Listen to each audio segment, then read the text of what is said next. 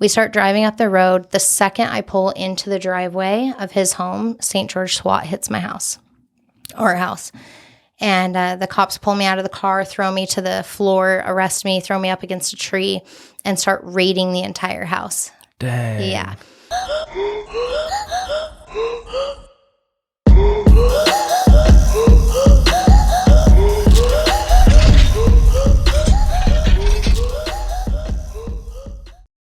Hey guys, this episode is brought to you by Overstock Dixie. You can go like and follow their Instagram. There's new items that pop up on there every day, multiple times a day.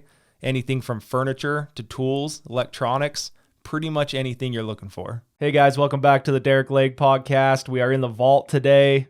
Another episode 78.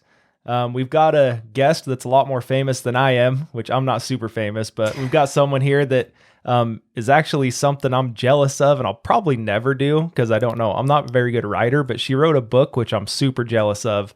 I'll introduce. This is Malory Ruesch. How's it going, Malory? Hello. Good. How are you, Derick? Good. I'm excited.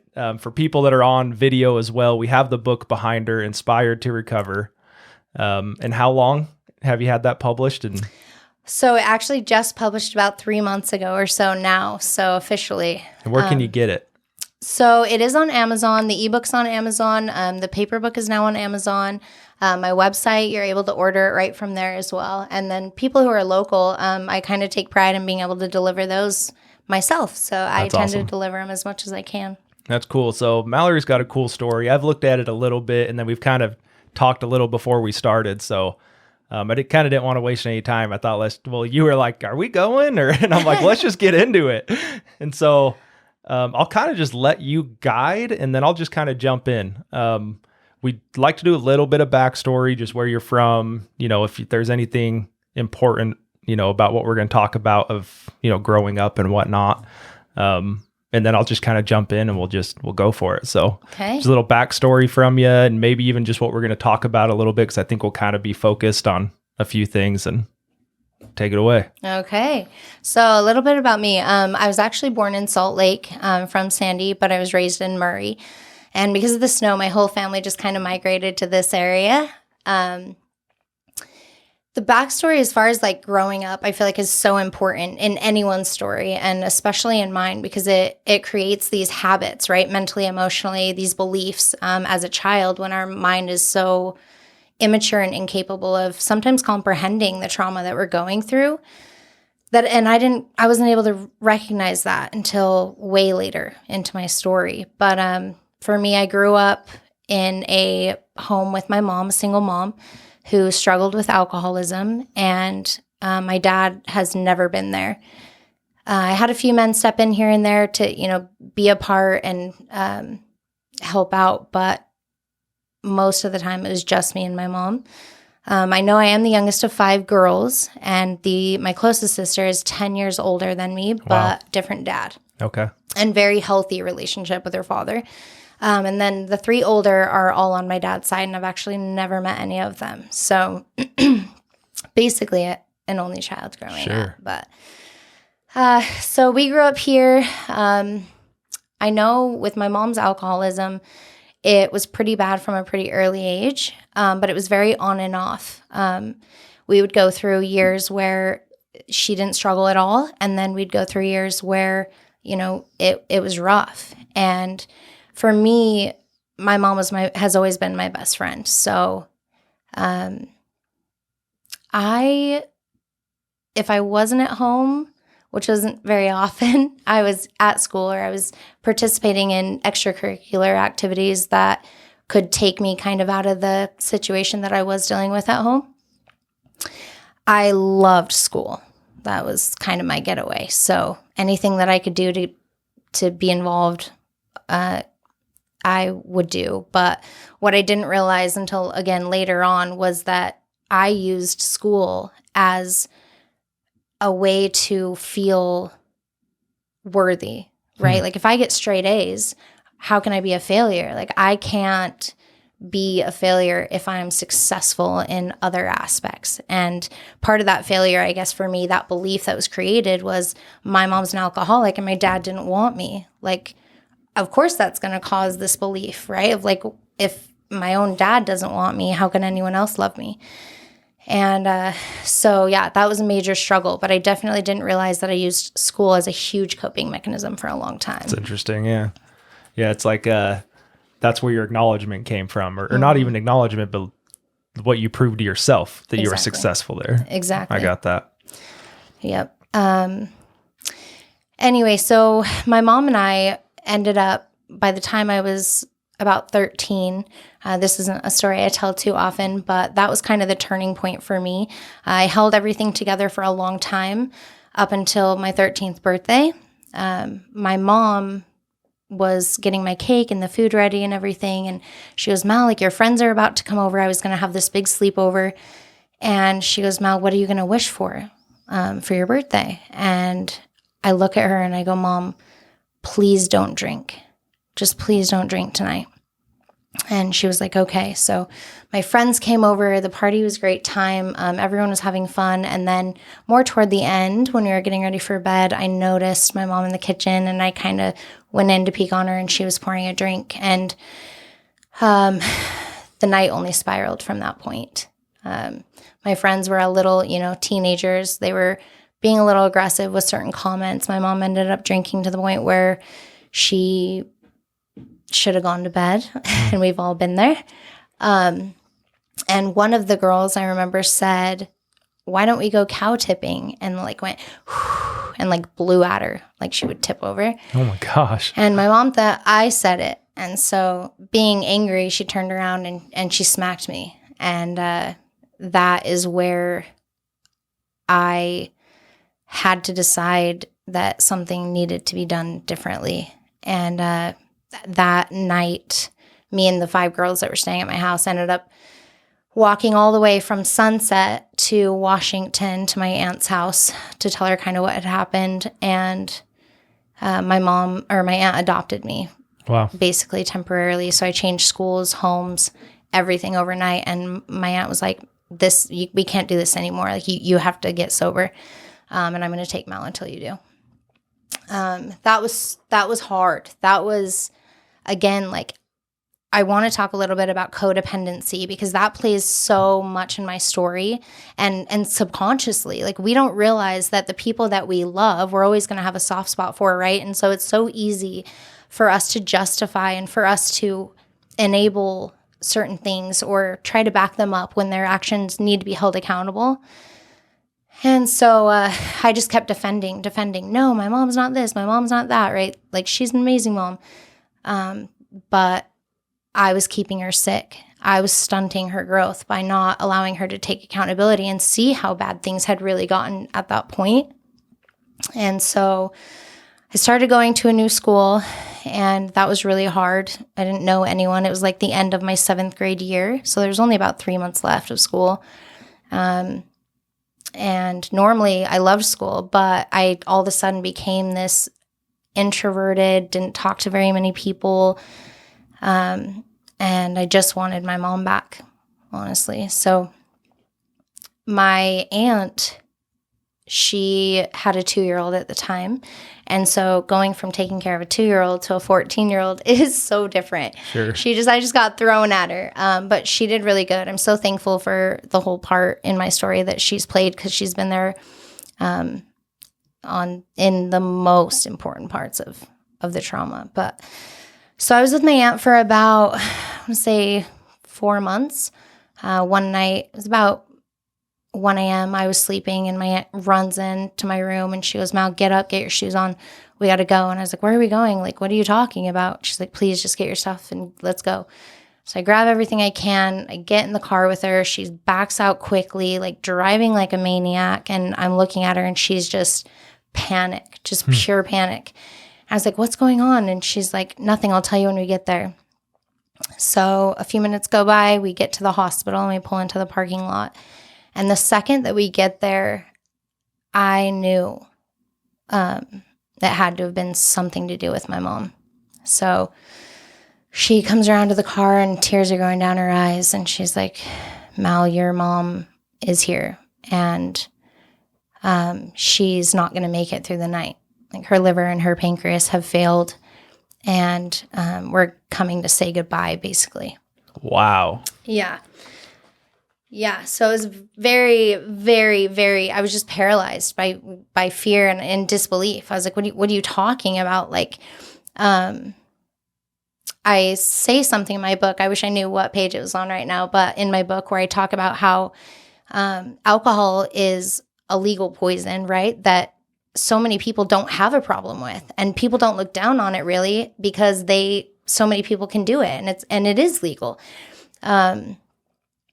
But for me, it doesn't matter what I believe is, it doesn't matter what the drug is. It doesn't matter what the addiction is to, because the addiction is only the symptom, right? We have to identify what the cause is.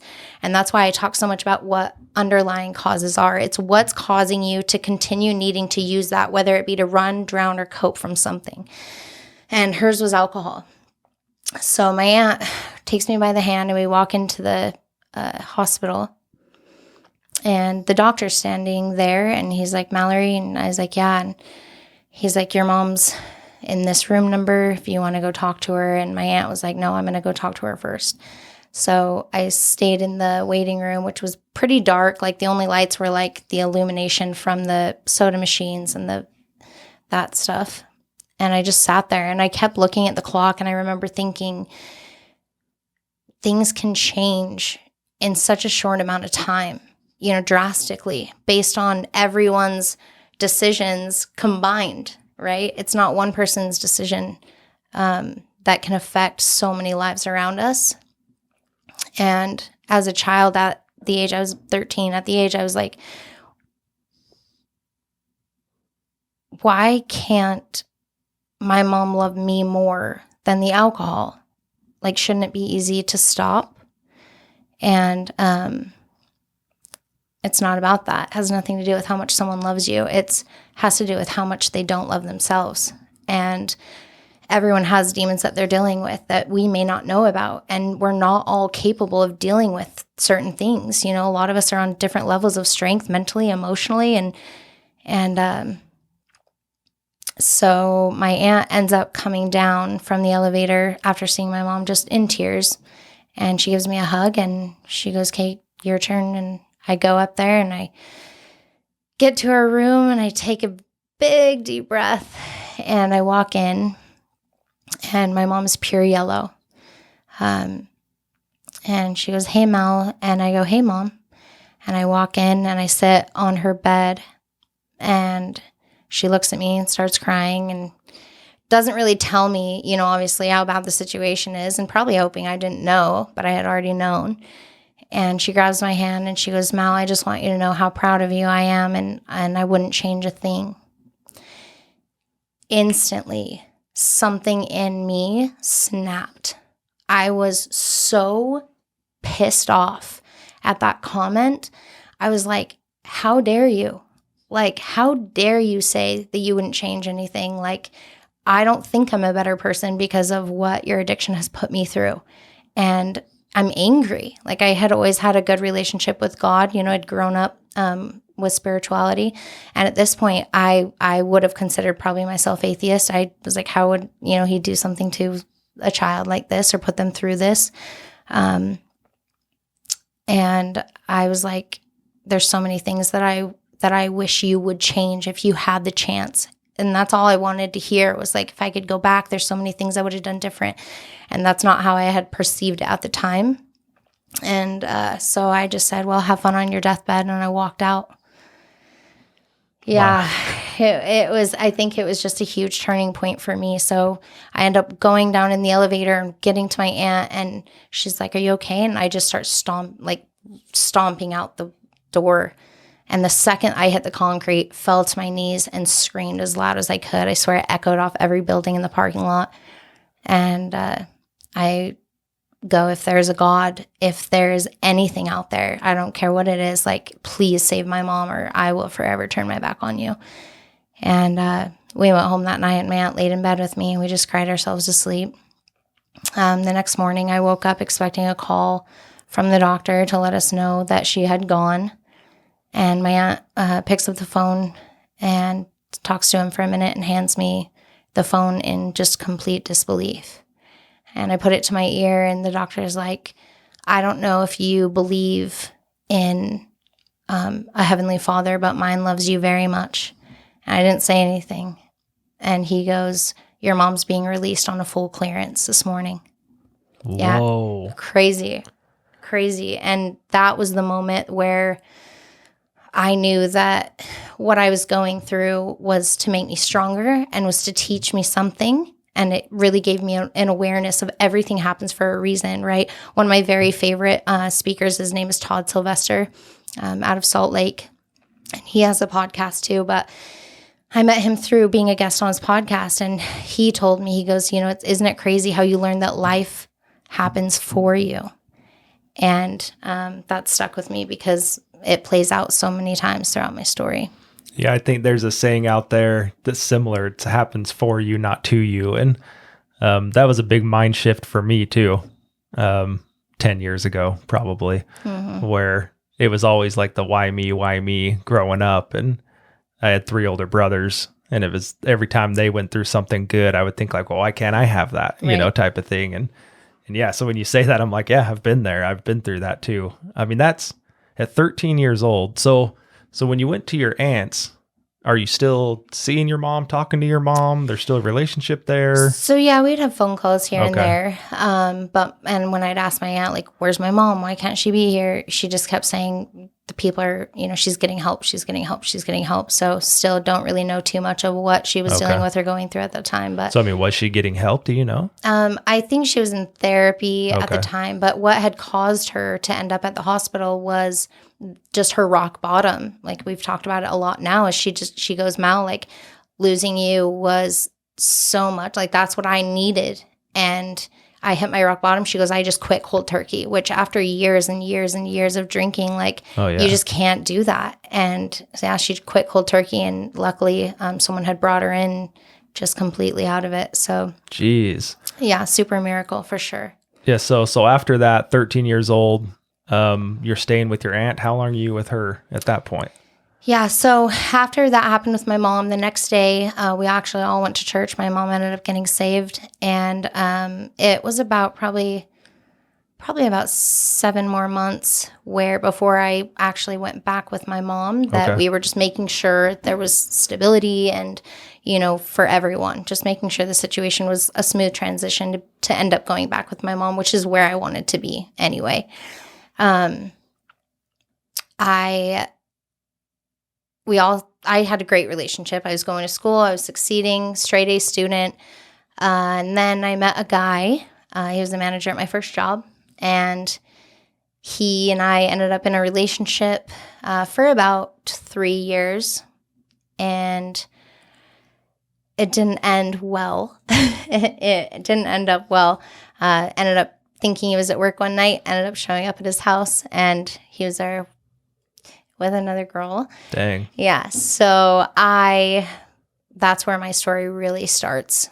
The heartbreak, I think what that did for me was trigger a lot of, why am I not good enough? How can this be happening? Just validated all of the beliefs that had been built as a child from multiple things. And you're 16, 17? 16 at this time. Okay. Mm-hmm. So for about a week of depression, wasn't going to school, wasn't going to work, wasn't doing anything. And all of a sudden I was like, I'm going to go out. My girlfriend's like, let's go out. Let's go to karaoke night. Something so little turned into major drinking, just way too much. And that's where it started spiraling for me. It's crazy to me how I look back. I have these moments where I stop talking, but it's because like I'm such a feeler, like I'm such an empath. And in writing the book, the hardest part of that is having to relive these things, right? Sure. Like people who just write a book where they're just telling you what happened or this is what I did. No, like I take you first person, present tense, through every emotion, everything I go through. So I make you feel everything, even if you've never been an addict or even had thoughts of, codependency or anything like that. Like you'll have a really good understanding of all those concepts. But yeah, my drinking I ended up meeting a guy that night at the karaoke who was quite a bit older than me. He was 7 years older. And we just hit it off and started drinking every weekend at that point, going to every karaoke night. Those weekends turned into more than just the weekends. And within probably about 5 months, I tried weed for my first time. And then I was mixing them. And we get to a party one night, and I have a pounding headache mixing all the beer and marijuana. I just wasn't feeling good. And I told the guy I was with at the time, I go, my head hurts so bad. And he's like, here. He reaches into his pocket and pulls out a little blue pill I'd never seen before. And he goes, take this. Like, you'll feel so much better. Well, I want to explain what was going on in my head at this time, because it kind of sounds crazy, right? 16-year-old with this guy that's 7 years older, partying all the time. The questions I get asked the most often are, one, did your mom know? Like, how is she letting you do all these things, right? No, she was sober at this time. I was living with her, but we had a 2-story house. So the bottom was kind of an apartment-like thing, and then the top, she was there.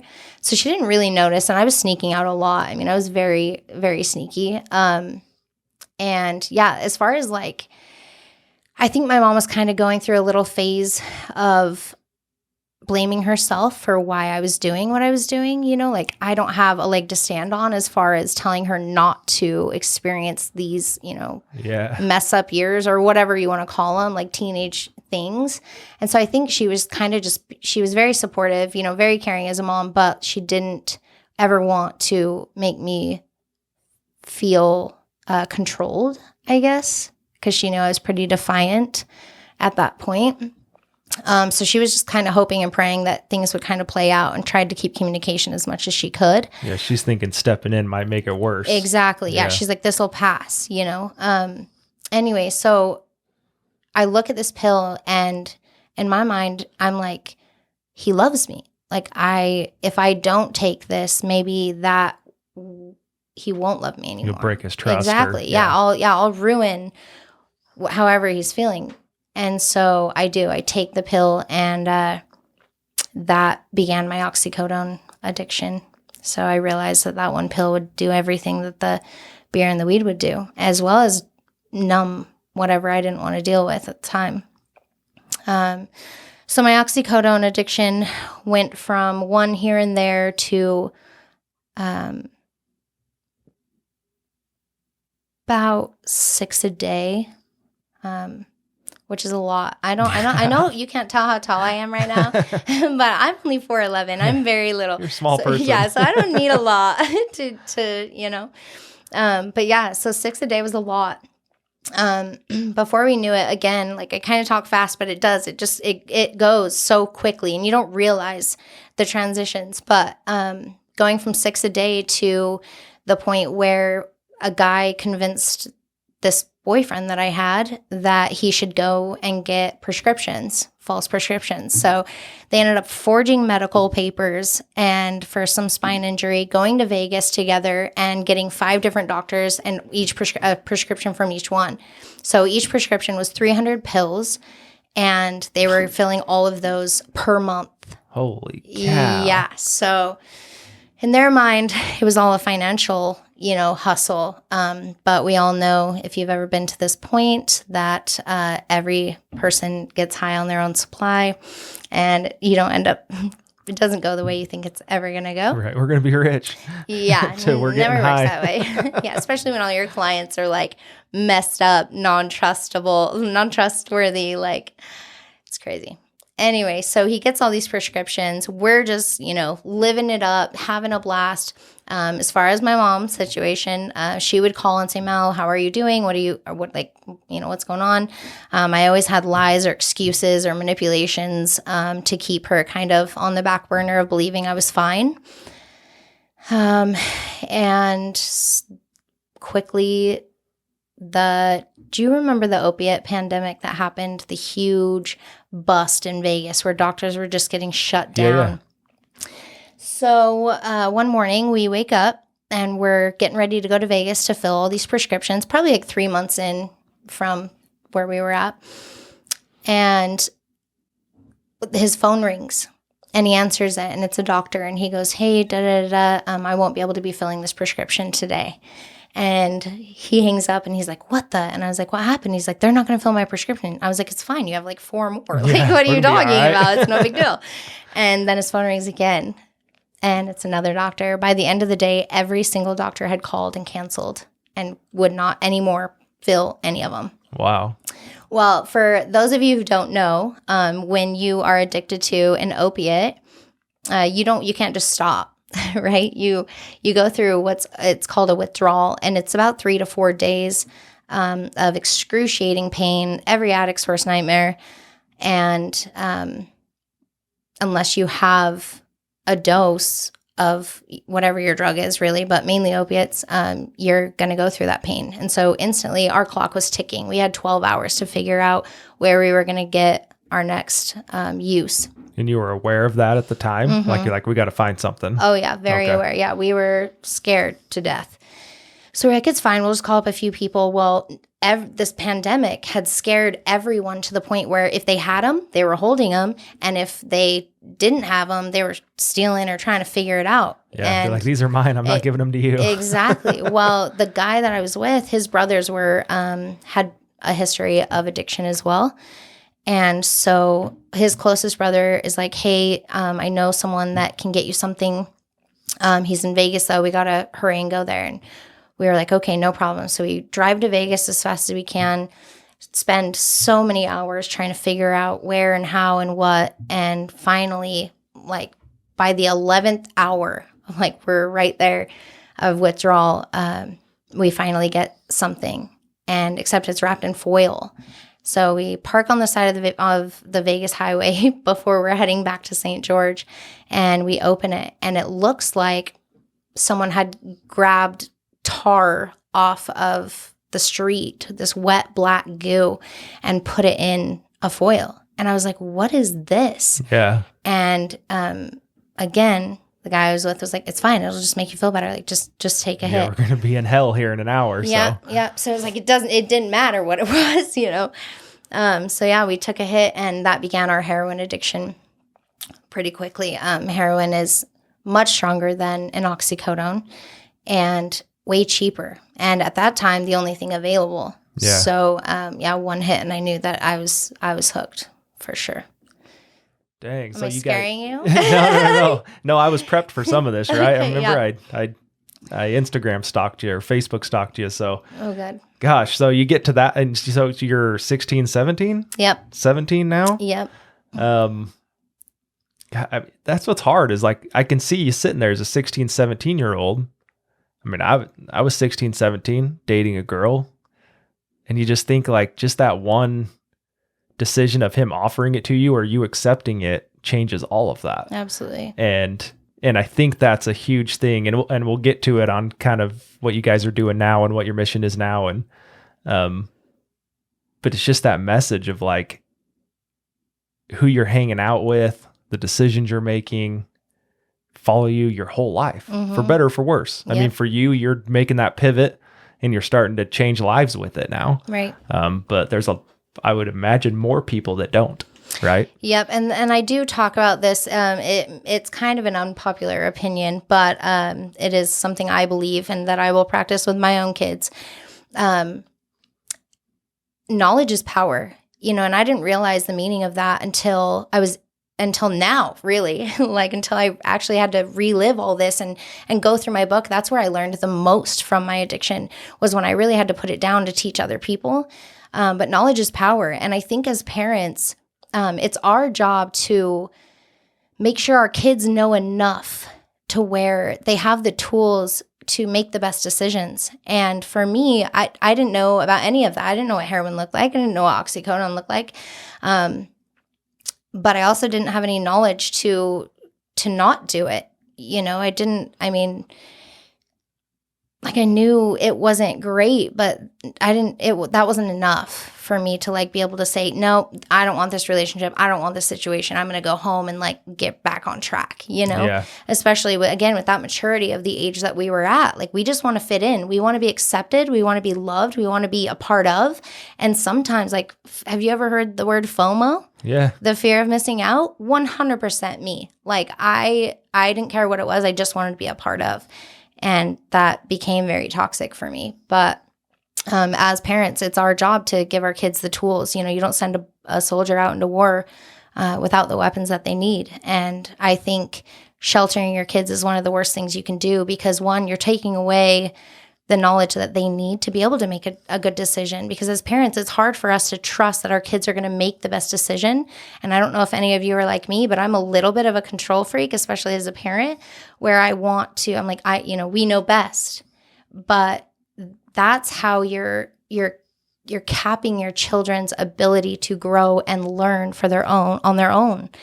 And no matter what, as a parent, you will not control your kids. I'm just that unpopular opinion, but you can't. And I know, because my mom couldn't. It didn't matter how much she tried to stop me when things got bad at this point. She now knew that something was bad, something was wrong. She could tell. But I, just master manipulator, just kept giving her, all of the lies and all the excuses. But yeah, I would just definitely, making sure your kids know and are aware if they ever get into that type of situation, which, trust me, they will, because unless you keep them at home forever, they're going to have peer pressure. They're going to have influence. They're going to have friends they look up to, put them in a situation where they'll have to determine if that's the crowd they want to be in. And without knowing the possibility and the negative things that could happen, there's no reason to really choose the right sometimes, Well, yeah, like as you're sitting there saying, I'm 33 and I've seen marijuana. But like if you showed it to me today in a bag that looked like marijuana, I wouldn't be able to tell you what's what. Right. When you said blue pill, I'm like, I don't know what that is. And so like you're saying, I mean, so I had the example, and I'm grateful for it now. But at the time, I had my oldest brother that was going through partying and drinking and drugs and at 14, and I don't even know if my mom or anything knows about this, but so at 14 years old, sorry, Mom. My brother that was just older than me was 16. And so so I have 3 older brothers. When my oldest brother would get in trouble or at a party or at whatever, my brother Jason, just older than me, would get a phone call. And then me and Jason, and I only went like twice, but Jason would always have to go get him out. His friends would be like, hey, you need to come get him out of here. He's fighting everyone, or he's drunk or whatever, And so I saw it twice where he was just not himself, and I guess it like scared me straight. And so at that point I was like, I'll never touch alcohol. I'll never touch anything. And like to this day I haven't, but I think it was because of that for sure. Like you were saying, I mean, I didn't need to know what it looked like. Exactly. I was out. Exactly. And you learned from other people's mistakes. And I think too, like I use this example as like my mom being an alcoholic, my sister that she did live with, or my closest one, she lived with us quite a few times, and, knew my mom's addiction. She has never struggled with any of that. It was only me. And so I definitely think, environment, peer pressure, your own self-esteem and self-love and self-value, all of those play a part. And even as a parent, if we don't have necessarily, if our kid comes up and asks us a question about, drugs or temptation or whatever, even if we don't have the right information, figure it out, look it up and find out so that you can learn too how to navigate that when it comes up, because it will come up. It's your responsibility as a parent, I think. Yep, exactly. I agree with everything you're saying, and I'm the opposite of that. Like I didn't see anything, I didn't know anything. That's awesome. And but what you're saying, I'm on that side of it. Is like you should know. You should be aware of what's going on. Yeah. I've had I have a 2-year-old now, and I have small fear of I don't know what any of those signs are. I guess I do a little bit from my siblings, but I'm like, I don't know what drinking's like. I don't know what happens after. I don't know what happens after drugs. And so it's a thing where I'm like, I'm going to have to pull from my brothers and be like, hey, is this something I should worry about? Well, and also even if you know nothing, I think the most important, I have parents ask me all the time, what's the one piece of advice that you would give parents? My one piece of advice is keep open communication always, no matter what. Now, how do you shut that? So some parents are like, yeah, we've always had good communication, and then we didn't. Right. Well, you didn't because either one, they felt like you weren't listening. 2, they were fearful of judgment. 3, you've made threats of, if you don't stop this, I'm going to do that. None of those are going to get through. All they're going to do is cut off the communication to where they don't feel safe to come to you Yeah. about things that are important. And for me, if you ask me as a parent, like I have a 3 and a 5-year-old, so I'm not there yet, but like I want my kids to be able to come to me about anything and everything and have a safe place, even if it scares me, even if I'm uncomfortable and I have this need to want to try to control it. That's the fastest way to push them right into what you don't want them to do. Yeah, It's I like a defiance. that. I mean, my mom was always that. Like dad, I didn't want to get in trouble and I didn't want to let him down. But I feel like my mom was always really good at keeping that open. And there were times I chose not to, for sure. And Right. I'm sure all my siblings did at some point. Everyone but will. yeah, I always felt like shit hits the fan. Yeah. I can get on the phone with my mom. Yep. And you're so lucky that you had 2 parents, because not all of us do. Like I Right. didn't. And so for me, it's like I used to call my mom Mafa because she was half mom, half father. Yeah. And so as a single parent, I know it's a lot harder. And that's where you have to be even more true to that, is just, it's okay. Like there's a plan. And I think for me, that helps me a lot too now, like as a parent, is thinking like, I know that God has a plan, and I know that everything happens for a reason, and that life happens for us. And if there's something that my child is being put through, or a lesson that they're learning, it's because it's helping them grow. And I just have to hope and trust and support in all the ways that I can, in a healthy way, to just let it play out sometimes. Yeah, I'm a little nervous of that because I'm a control freak too. It's like hard. It's hard Lots to of sit practice. back and be like, okay, you got to learn this. Yep. And that's, again, that brings us back to like the enabling thing too that I talk about in my book, is like so many parents are like, I love my child, but they go one of 2 ways. I'm going to cut them off completely and don't, you can't have this, you can't have that, you got to move out. Or they go the opposite way and here's money, here's car, I'll pay your bills. You don't need to do any of that. I'll give you a place to stay. But both are completely wrong. The reason most of the time, my own opinion, 95% of addicts continue in addiction because of their lack of love, whether that be self-love or community love, connection. If someone doesn't feel connected to, whether it be their community or their family or their spouse, they start looking for that, filling that void somewhere else. Right. And most of the time it's a drug of some sort. Why do you think that is? Is it easier? And I don't know, I'm posing the question. Is it easier to, I don't know. What am I trying to say? So is it easier to like find those people? Is it easier to find that stuff? Is it easier to be accepted in that culture versus, family, do you get what I'm saying? Yeah, I'm not doing a very good job of communicating this. No, for sure. Well, I think kind of what pushes people to that point of even consideration is, one, like the pressure of not living up to an expectation. I see this a lot in teenagers. A lot of the high schools that I've spoken at, a lot of the students still talk to me. They'll message me whenever they're struggling, or have come up to me after speaking at the school, and they have said like, I want to have this relationship with my parents. I want to be open. This is what's going on in school. But you're the only one I've ever told. And I go, why? And they go, because like they expect me to be something that I don't feel like I can live up to. Right. So if parents set this expectation of like job, college, graduation, that kind of thing, and the child hasn't been given the mental tools of self-validation, self-love, affirmation, enough, then they don't know how to do it on their own. And so they feel this like inadequacy that starts to come through lots of different aspects, specifically in school is what I've seen, of like, I'm never going to be what you want me to be. You're never going to be happy with who I am. Therefore, what I am is not good enough, is not worthy of whatever it is they're working toward. And they just tend to fall back, where they give up. It's like if you're rock climbing, right? And you're in the middle and you're like, my muscles just are incapable of getting me to the top. You're going to let go. And so, or you're going to give up. And it's kind of the same concept is it's easier to be accepted in a world of misery and mess up than it is to try to live up to an expectation that you're never going to hit.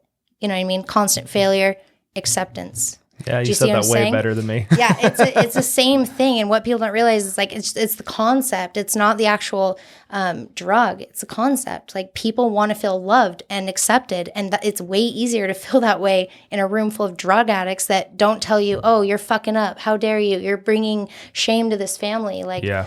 where you want to sit, what table you want to sit at. You know what I mean? Like. And I just think, yeah, it's hard, and everything is so circumstantial. Like, it's just difficult. But Well, and I think about my own life, and like I grew up LDS, so it's the mission, and I was never pushed to go on a mission, but just the culture of LDS, go on a mission, get married in the temple, college degree, you know, all these things, and I'm married in the temple, but like I didn't go on a mission, didn't go to college. And I kind of felt that way. Like these standards that have already been set for me, Right. you can't reach it. And I think luckily for me, when I was like 18, 19, I just started working a lot.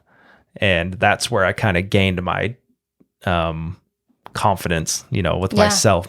Absolutely. And being able to accomplish different things at work and moving up and being managers and being these different things. And I think that's where a lot of my focus went even today. I mean, 10-hour days are extremely common. I'm usually more. And I think about my own son at 2 years old. I already in my mind have these high expectations, but it's like, how do you tone that down to where it's like, hey man, I just want you to progress. Like, I just want you to just shoot for something higher than you're at. I want you to be better tomorrow. Absolutely. I want you to been like in the background. I'm like, I hope you reach this. Yeah. You know, I hope you reach what I have it? dreamed to you, you know, Yep. but I don't want to put all that pressure on you when you're 9, when you're 15, when you're 20. Yep. And that's where I think the beginning, like the earliest years of a child, so even up to like 7, 8, you can do that. You can tell them your expectation without it being an expectation, right? Like, so my little girls and I were playing a little fishing game before I came here. And every time my 3-year-old or my 5-year-old would get one, she's like, "Yay, I did it!" But my 3-year-old couldn't get one, and she was like, "Gosh, I can't do this. I can't play this." Right, right there, she's now creating this negative belief and self-talk, and she's diminishing her confidence. And so, as parents, instead of placing an expectation, it's easy to give them the validation that they don't know how to give themselves. Be like, "Yes, you did it, babe. Keep trying. Don't give up. We got this." And always making them feel like they're not alone, right? Like she felt like her sister was here and she was here. But then when I was like, "Here, let's do this together. We got this. We're going to, and then she was just so confident by the end of the game and no more negative self-talk. So it's just things like that, having an awareness to be able to recognize those signs of like when you hear your child, upset about something, find out what the root of that is and just use love as like your resource. Love is the biggest resource we have. And if we can learn how to utilize love in a way that's supportive but not enabling, that's where people fix voids and don't even realize it, Yeah, and like how you caught that so early with her, it's that's how programming starts. That's how personalities are built. That's how all those things are going. Exactly. They start that, and then they're in English class and they can't get something right, and they're in math class or whatever it is, and then. And I think I did that a lot. I think it was always why me? And I was always projected to be as good as my older brothers at sports and school and whatever. Right. And no one ever told me like, dude, you're 2 years younger. You're not even like developed as much as they are. You're not supposed to be able to do that. Yeah, and not yet. everyone's good at the same thing. Right. Like you can't put 2 kids in one activity and expect them to perform the same. Like sometimes people aren't good at certain things, and that's not our thing, but that's okay. See, I struggle with that because we were brought up all traditional sports, and I view it more that it hindered me more than anything. And I think there could have been a lot of tweaks done to help. Like the biggest thing would be like just winning and losing. Right. Like I grew up, if you lost like that, it was just, you were a loser. Oh yeah. Right. It was trashed. Yeah. It was definitely like a dictation of your self-value. Exactly. For sure. And so like, I like a lot of the stuff I gained from sports, but there's those little things and my dad pushed all of us hard. And like in baseball was the number one he pushed all of us hard in. And then none of us even ended up like playing baseball long term, which is kind of funny. But I think about that, and I think instead of, you strike out, you get thrown out, you miss a catch, whatever, and getting so hammered all the time, that could have been taken different of like, hey man, we need to figure out how to make that play, but what could we have done different? What could we have done this, Always looking at the solution. Yeah, here was the pitch. This is how we could have reacted, and different things like that. And so I mean, and this is a long talk that I've had with a lot of friends and stuff, but like, I'm nervous to even put my kid in sports. Like, I think he's going to, because it's kind of our family dynamic anyway. But I'm even looking into like MMA stuff, like different things that are kind of more discipline and just taught differently than win or failure. Yeah. And a lot of stuff I'm learning, it's like win and learn. Like failure doesn't exist. Or just speak from passion. It's harder to identify failure when we're passionate and loving what we do, right? So it's easier to not see a failure if we're enjoying what we're doing. And so that's what, off subject, but that's what toys are for. Like, we can buy our children toys like a bat and a ball or a basketball or MMA mitt or, things like that, and see where their passion drives. Let's see what toy they play with the most. And then start building off that and find out, what they would choose as a child if they can choose. Like, it seems so silly, but it's such a simple concept of allowing a child to show you like where their heart goes, and not forcing either way. But I hope that this works out. Ask me in 20 years. But like with my son, like I was traditional sports. My wife is like rock climbing and mountain biking. Couldn't wait to get done with school and out of school so I could start working. My wife has a master's degree. So like we are very different in a lot of how our life was built. And so I'm like, he's going to be able to see like dad has his own business. Mom goes to a 9-to-5, type of thing. Exactly. Yeah. The balance is cool. That's awesome. And I hope, like I said, ask me in 20 years. I don't knowing you're going to get something way out there. Your kid's going to want to be like, I'm doing, like some sport that's like, lacrosse, like something so different, you know what I mean? But hey, rugby, lacrosse, something I know nothing about. Yeah, exactly. Anyway, to get back on topic. Yeah, sorry. No, you're fine. You're not. That was awesome. I loved that. So where were we at? Started your heroin addiction. Oh yeah, okay. Leaving Vegas. Yep. So the heroin addiction, that's a whole different ball game. Well, I want to leave a little bit for your book for people to read. So. I'm not going to tell them all. Yeah. So the heroin addiction spiraled pretty quickly. Started, you are who you hang out with. So that's what I started becoming, was the person. Do you believe that? I mean, would you like tell people that now? 100%. Oh my gosh. Like, if you literally look at the 5 people you spend the most time with, you will slowly but surely take some of their traits just by habit. Okay. Like, for example, when there's 5 women that live in a house, what happens once a month if they're all old enough, right? They all go in sync. And that is because as humans, naturally, we run off energy and we feed off energy. And so when you're around, let's say, okay, sorry, babe, but use you as an example. So my husband, very introverted, doesn't really like anything public, just stick to his own, loves the day job, Monday through Friday, loves routine, nothing like me at all. But I have noticed, like, we've been together 10 years now, and I have noticed that there are now times where I'm like, nah, I just want to stay home. And he's trying to go out to dinner with some friends or something. And I'm like, no, like, I'm just trying to hang out at home. And it's not just I just don't want to go. Like, I can feel it in myself of this, like, piece of introvert that I have learned from him. And it's just crazy. You just you always pick up qualities from other people. So 100%, definitely 100%. Yeah. And I just wanted to like double stamp that, because I agree too. Conversations, like I had a conversation today. So, and I'm going to get back off subject again, fine. But so I've started in real estate investing, like very low key. And we just bought our first home a couple months ago. We're trying to set it up as a short-term rental. And I'm talking to a buddy that's it's got a little money put aside, and he's like, yeah, dude, this stuff just scares crap out of me. And I've been with him the last 3 days working on this project with my business, and we've talked about it every day.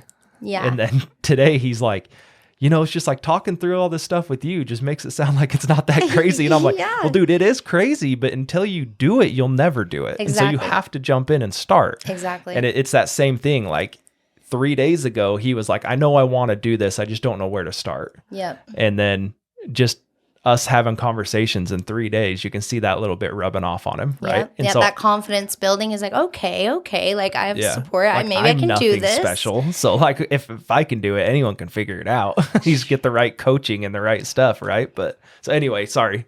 I agree with that. And I think like talking to younger people and younger kids, I have a high school kid that works for me now.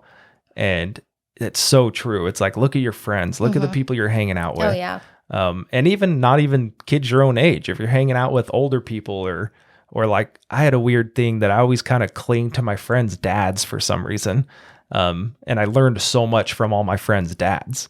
Yeah. And maybe there was something in you that like admired like maybe you believed like the success comes from a man, maybe of a family, or, that belief of like the man is a breadwinner, and maybe you could learn the most from. Well, and I them. 100% I had when I was older, late teenage years, my dad and I's relationship flipped.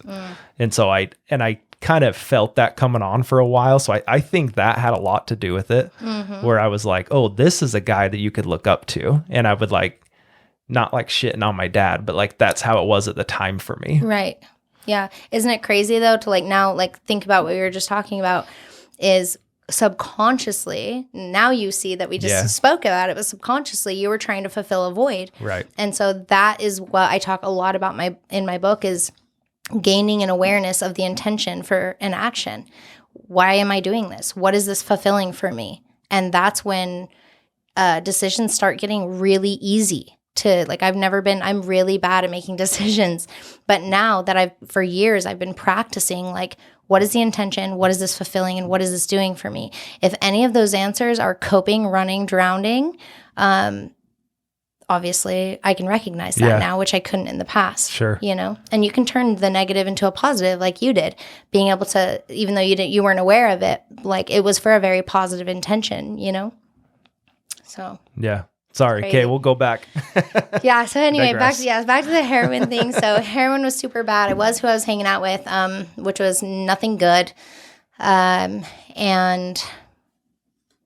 naturally in the drug world, when you start doing a lot of heroin is a downer, so it takes all your energy away. Naturally, you'll start trying to balance that out to look normal, right? So pretty quickly, meth came in, and every day you're just doing both just to keep like a balance of normalcy, somewhat normalcy. Yeah, what you perceive as normal. Exactly, yeah.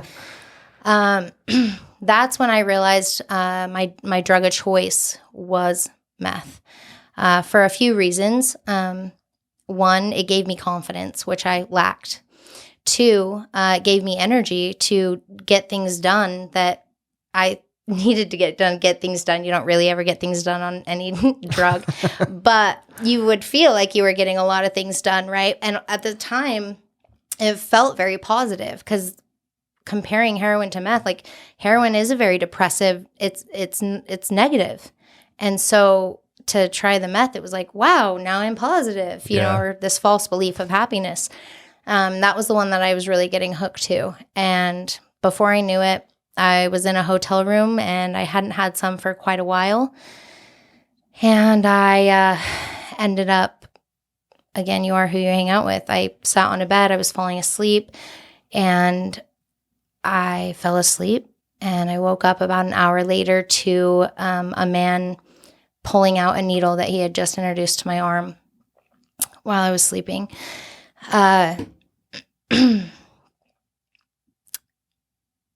Who you choose to be around is so important. I never thought I would try a needle. Needles scared the crap out of me. I was that kid you'd have to go to the doctor and like have 15 nurses holding you down, screaming, you know. So I always swore to myself, no matter what, I'll never use a needle. No matter what, I'll never use a needle. And after that night, that's all I'd used. I became an intravenous user. And so what's the difference? Tell me what the difference is, because I don't know. The difference between what? like getting a needle versus anything else? Okay, so for example, I don't know how graphic I can be, so I'm trying to like be, for everyone. So normally you would smoke something like Okay. smoke meth, right, through a Okay. pipe. And it's more of like a head high, like a with cigarette or anything else you'd smoke, goes to your lungs, then into your head, pretty mild buildup. Whereas when you inject something through a needle, it goes straight to your bloodstream. Okay.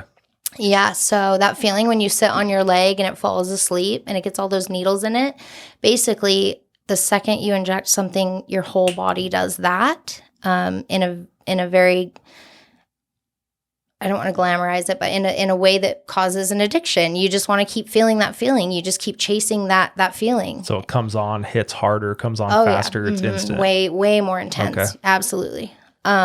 And then it's like, why haven't I been doing this the whole time? Exactly. And you use less, and there's just, there's a lot of different reasons that addicts justify it. But then the guy I was with at the time, so rewind a little bit. I got a little off top. So rewind a little bit before the needle situation. I remember we were so bad in the heroin situation that I hadn't talked to my mom in quite a few months as far as like seeing her. I was losing weight a lot. I was dropping, and my family would ask me like, what's going on? I'm like, I'm on the Slim Fast diet. Like, it works great. But I remember about 3 days in the year of 2013, 3 days before Mother's Day, that was May, we were having a huge party at our house with a bunch of dealers. Everyone was doing all these drugs. And I don't know what or why, but something in me was like, I don't want to do this anymore. And that night I chose not to do anything. And my boyfriend was kind of laughing at me at the time. He was like, you're going to withdraw. Like, are you stupid? Like, we have all this stuff here. Like, you don't have to get sick. And I was like, I don't want to do this anymore. And so for the next 3 days, I went through a very intense withdrawal. And my boyfriend was sitting there using there right in front of me, just like, you're retarded, basically. Yeah. And 3 days go by, the most excruciating pain I'd ever been through. And I wake up on Mother's Day of 2013 clean for the first time in a long time. And first thing I do is I call my mom, and I'm just bawling. And I go, Happy Mother's Day, Mom. Like, I love you. I was kind of living with this guy at the time. Like, I, just like not moved in, but like I was staying there every night with him. And my mom's like, let's go to breakfast. So me and my sister and my mom all went to breakfast that morning and cried and laughed. And it was such a good reunion. And I go, Mom, I want to come home. Like, I'm done. And she's like, okay. Like, she had an appointment with her siblings and her mom for Mother's Day to all go get pedicures. So she went to that, and my sister followed me back to his house to go get the things of mine that were there and to move me back home. We start driving up the road. The second I pull into the driveway of his home, St. George SWAT hits my house, our house. And the cops pull me out of the car, throw me to the floor, arrest me, throw me up against a tree, and start raiding the entire house. Dang. Yeah. And I remember in this moment. And your sister's there. Mm-hmm, oh, yeah. Okay. She's screaming. They're holding her back. She's like, let her go. And she's like, she's clean. Like, let her go. And I remember in that moment, everything just went silent in my mind, right? Like in the movies where you just have this moment of like thinking. And at first I was like, this isn't fair. Like, I got clean. Like, I'm done. I'm walking away. Like, I'm trying to get out of here. Yeah. Like, it should be over. Like, and I remember thinking that moment, what are the odds, right? Like, just because I chose to get clean doesn't mean the price for my actions has been paid. There was still wreckage that I was responsible for fixing and choices that I had made that needed to be taken care of. And the price was not paid for those choices. And so my boyfriend ended up coming home. He gets arrested. We both go to jail. I'm in there for about a week. My mom bails me out. And I go back to the house with my mom. She's like, I'm going to take you this time to get all your stuff. So we go back to that house. My boyfriend's still in jail. He ends up being in there for like 3.5 months. And I go into the room. We arrive at my boyfriend's house. And I go into the room. My mom's outside talking to his dad, kind of like, oh, this is, bad, da-da-da. I go in there, and I kid you not, this is still the weirdest thing to me. I still don't understand what happened in this time. But I walk into the room that we were staying in, and there was a little container full of heroin in the middle, like plain sight in the middle of the floor. And I'm sitting here like, is this a trick? I'm getting played here. Like, this is definitely a test. Yeah, where's the cops? So I kind of walk around it, like trying to figure it out, super confused. I lean down to grab it, and I look over, and there's a full pill bottle of meth and a scale and his phone under the bed. And I'm sitting here thinking, like, how does St. George SWAT leave all the evidence against a house they just raided? Right. Like that doesn't happen. Anyway, so my mom's like, Mal, are you coming? And I like start throwing all my things in a box, and I end up grabbing all that and putting it in the box as well. Well, that night when my mom went to bed, I dumped the heroin because, one, I wasn't going to go through that thing again. Mm-hmm. And I had the sick thought of one time won't hurt. Just one time, I'll just use a little bit tonight and then I'll get rid of it. One didn't end up being one. And that's all it took to take me right back out. So, then fast forward 3 months. I had gotten so bad that I ended up in a hotel room, got shot intravenously while I was sleeping. And, everything, again, went downhill, but a lot faster this time. So are you back did you get back with that guy? Or are you in a different situation, different dude? Nope. So at the time, it was just me running around, meeting people through the phone that we had used. Okay. And he ended up going to drug court. And about a month after the intravenous situation, I got arrested too. So I opted into drug court trying to save just to be with him. And I failed drug court, They then went back to jail, put me into inpatient rehab, failed that as well. So I just kept failing. He ended up getting through the drug court program and is now very happy. He lives in Salt Lake, has 2 kids, married, so doing really well. Wow. Yeah, it's crazy. It is crazy. It's nuts. But I just, again, I want to go back and reiterate, like, life happens for us, and I think as a parent, it was probably really hard for my mom to watch all this. I know it was, sure. Especially when I think she still blamed herself too for why I was doing what I was doing. Yeah. Just want to check. Oh yeah. We're getting close. I knew it. Yeah, we are doing great. We're talkers. It's fine. Anyway, I'm not going to tell you the end of my story. Okay. Normally I do with my podcasts, but the book just portrays it so much better and so much more emotional, and I don't want to rush through it. But yeah, I never thought I'd be doing what I'm doing now. Yeah, let's wrap it up with that if we can. Yeah. So a couple things I want to touch on that I just wrote down, and then we'll wrap this up. Okay. One thing I think is super cool is you're involved in the high schools. And just talk a little bit about that. I know you said you had been back to Desert Hills. That's where you had gone to high school. And now you've talked at 25 different high schools. Is there a little story or anything you can just pull out of that, or we can move on to the next thing? Yeah, I just think that, I wish I would have had someone on stage when I was in high school saying the things that I'm saying. And obviously, I can't adapt telling my story and my lessons to specific age groups, which has been a pretty good learning curve for me. But yeah, I went and spoke one time at this little high school called Enterprise High. I don't know. You guys probably know, but it was like 200 students. And it was my very, very first one that I had ever spoke at. I went in there and every single student at the end, I had no idea what I was doing at this time.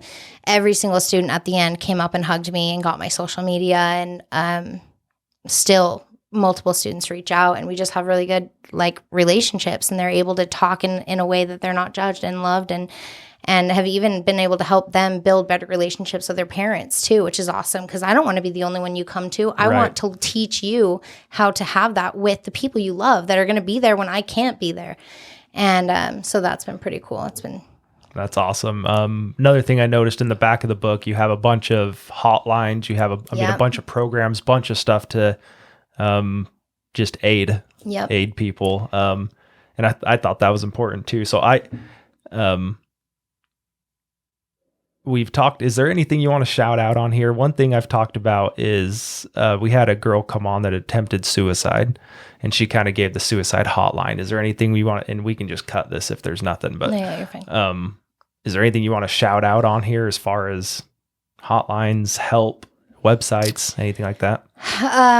So I didn't want people to read my book and not have anywhere to go after that, right? Like just a dead end of like, okay, I get the lessons you're trying to teach, but now what? Yeah.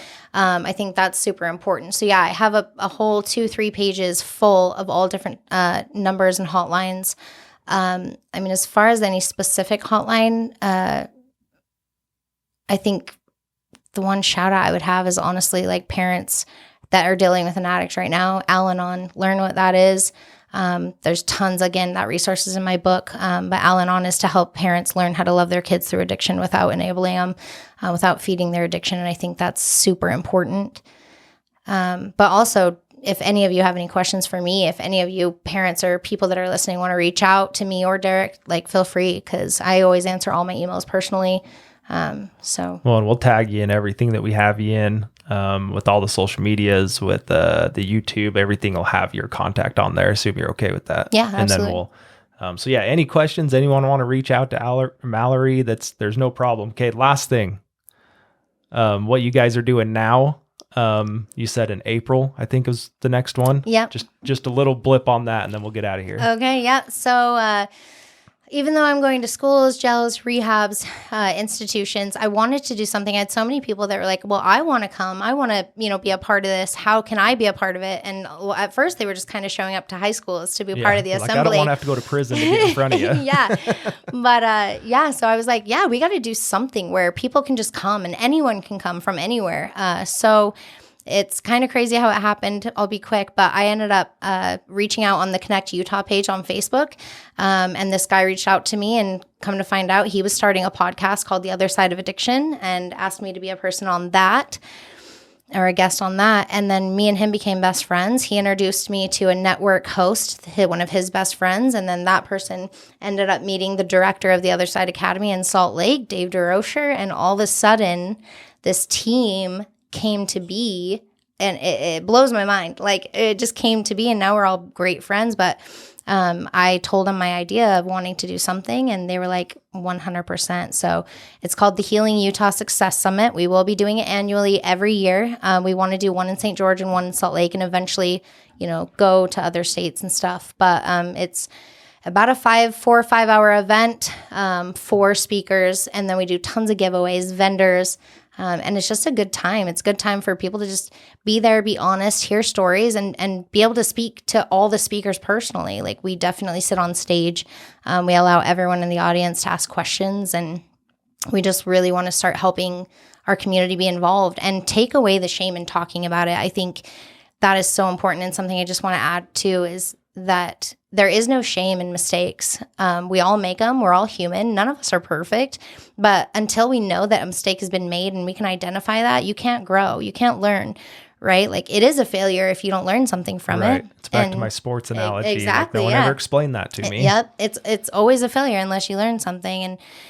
And now, like, my belief today is there is no such thing as failure. I don't fail ever because I'm constantly learning and growing. And like, I love constructive criticism. Tell me what I'm doing wrong, because that's only going to make me be able to be a better person. If I know the one problem, I can fix it. And now what? Yeah, you know what I mean? Yeah, exactly. And there's just so much mental growth. But I think there's a lot of people when it comes to addiction and recovery that are in it, and there is shame. They don't want people to know. They don't want people to know that they have kids in it or family members. And that's not important in the scheme of things. It's not, don't care what other people think, but secrets keep us sick. And if we aren't willing to talk about it, the more we talk about it, it takes the power out of it. It takes that control of it that it has on our mind and our thoughts and our actions. Like, you have to be able to talk about it. And the more you talk about it, the better you'll feel, the more confident you'll feel, and the more confidence you'll have when you're having to address it, Yeah, no, love it.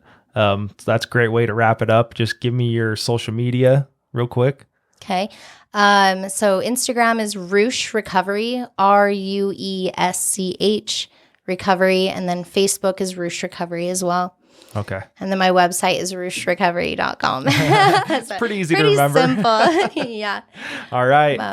Well, thank you for coming. That was great. Yeah, it's been an honor. Just a information-packed podcast, so I love it. Good. And there's so much more to go off of too. I think that if people want to get involved in this, definitely get the book for sure. Oh yeah, for sure. I didn't even tell you the ending of my story. Yeah. A lot of people know. If you don't know, definitely get it. There's so many lessons, and so many avenues that'll help other people. Even if you know the ending, get the book. Yeah, even if you know the ending. Yep. All right, guys, that's episode 78. Malory Ruesch, thank you again. Yeah, guys, this is a great podcast. This is going to be one that I feel like is going to be shared a lot. We're going to get a lot of eyes on this with our social media, and let's share it. Let's blow it up. Let's share it. Like, comment, everything else. If you want to interact with me, you're more than happy to get on Malory's stuff, interact with her, and we appreciate you guys. We'll see you next week.